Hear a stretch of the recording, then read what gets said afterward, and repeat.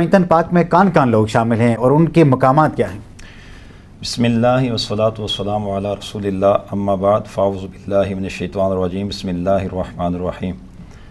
انما یرید اللہ لیذہب عنکم الرجس اہل البیت ویطہرکم تطہیرا، آمنت باللہ صدق اللہ العظیم۔ سبحان اللہ۔ سب سے پہلے پروفیسر اعجاز بشیر صاحب، آپ کو میں مبارکباد پیش کرنا چاہوں گا اور شکریہ ادا کرنا چاہوں گا کہ آپ نے علم و عالم کے بول میں ہمیں اس پلیٹ فارم پہ جمع کر کے اس عظیم الشان مہینے میں اہل بیت کے ذکر کے لیے چنا۔ اللہ تعالیٰ ہماری اس بیٹھک کو بارگاہ میں قبول فرمائے۔ آمین آمین۔ اب آپ کے سوال کی طرف آتے ہیں کہ اہل بیت اطہار میں کون کون لوگ شامل ہیں؟ بلکہ کون کون لوگ شامل ہیں؟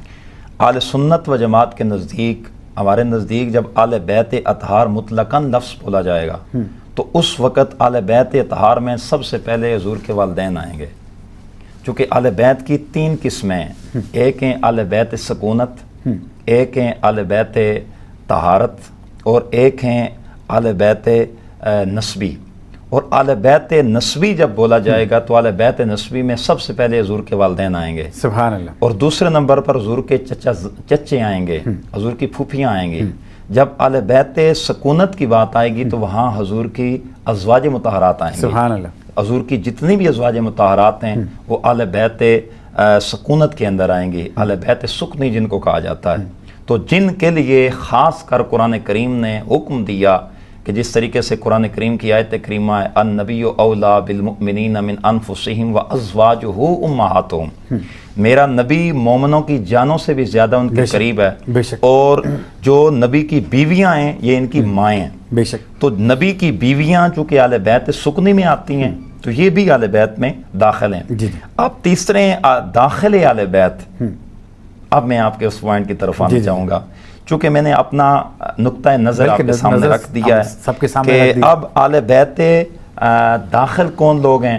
جس وقت یہ آیت کریمہ نازل ہوئی انما یرید اللہ لیذہب عنکم الرجس اہل البیت ویطہرکم تطہیرا، سرکار مدینہ صلی اللہ علیہ وآلہ وسلم اس دن حضرت ام المؤمنین سیدہ ام سلمہ کے گھر میں موجود تھے۔ تو سرکار نے کب کی بارگاہ میں جب یہ آیت کریمہ جبریل امین لے کے آئے تو سرکار نے حضرت ام سلمہ سے فرمایا سلمہ دروازے کو بند کر دو اور آپ دروازے پہ کھڑی ہو جاؤ۔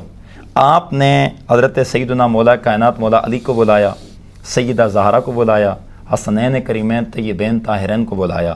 تو سرکار نے ان کو بلا کے اپنی بارگاہ میں بٹھا کے مزمل والی چادر ان کے اوپر بھی ڈالی اور اپنے اوپر بھی ڈالی، اور ڈال کر حضور نے ہاتھ بلند کر کے دعا فرمائی اللہم ہؤلاء اہل بیتی وخاصتی فاذہب عنہم الرجس وطہرہم تطہیرا، اے اللہ یہ میری اہل بیت ہیں، ان سے ہر قسم کی ناپاکی کو دور کر دو اور یہ میری خاص اہل بیت ہیں۔ تو سرکار نے چادر پاک ڈال کے، چادر تطہیر وہ مزمل والی چادر ڈال کر ان کو داخل فرمایا۔ تو یہ اہل بیت، اب ان میں تھے کون کون اس چادر کے نیچے؟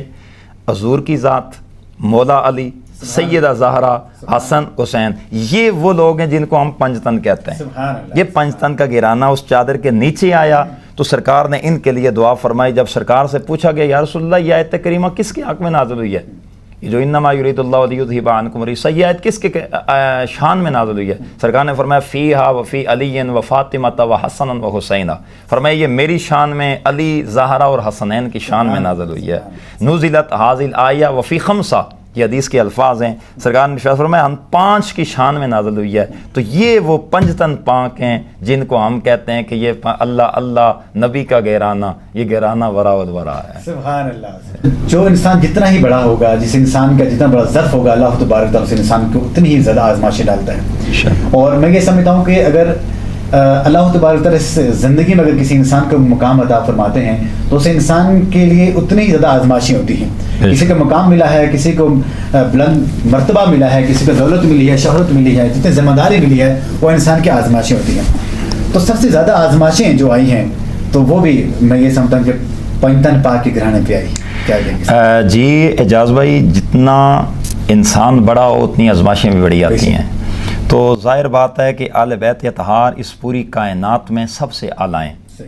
جس طریقے سے پوری کائنات میں ساری کتابوں سے ہمارے نبی کی کتاب اعلیٰ، سارے نبیوں کے اصحاب سے ہمارے نبی کے اصحاب اعلیٰ، سارے دینوں سے ہمارے نبی کا دین اعلیٰ، ساری کائنات میں افضل ترین اگر ہستی ہے وہ ہمارے نبی کی ذات ہے. تو جس طرح سارے نبیوں سے اعلیٰ و افضل ہمارے نبی کی ذات ہے، تو اس طرح حضور کی آل بیت بھی سب سے افضل اور اعلیٰ ہے. تو جتنا بڑا بندہ ہو تو پھر اتنی بڑی آزمائش بھی آتی ہے. تو اب ظاہر بات ہے کہ دین چلا بھی آل بیت کے گھر سے تھا، اور دین بچانے کے لیے بھی آل بیت ہی آ سکتے تھے. آل بیت اطہار کے سوا کوئی ایسا بندہ دنیا میں نہیں تھا جو دین بچانے کے لیے سامنے آتا. یہ صرف امام حسین علی مقام ہی کی فضیلت اور مقام ہے. اور یہ کیوں نہ ہو جس طرح آپ نے بات کی کہ سرکار ان سے پیار کرتے، حضور کبھی اپنے کندھے پہ انہیں کھلا رہے ہیں. اور یہ وہ ہستیاں ہیں. میں ایک منظر آپ کے سامنے رکھنا چاہوں گا کہ سرکار دو عالم صلی اللہ تعالیٰ علیہ وسلم اپنے گھر کے اندر حجرہ پاک میں تھے، تو اتنی دیر میں حضرت سیدنا فاروق اعظم آئے. تو سرکار سیدنا فاروق اعظم رضی اللہ تعالیٰ عنہ نے دیکھا کہ سرکار علیہ السلام خود سواری بنے ہوئے ہیں، تو حضرت سیدنا امام علی مقام حضور کی پشت پہ سوار ہیں، اور اس حالت میں سوار ہیں. وہ منظر دیکھیں وہ کیسا منظر ہوگا کہ سرکار کی زلف عنبرین ہیں وہ حضرت امام حسین کے ہاتھ میں ہیں.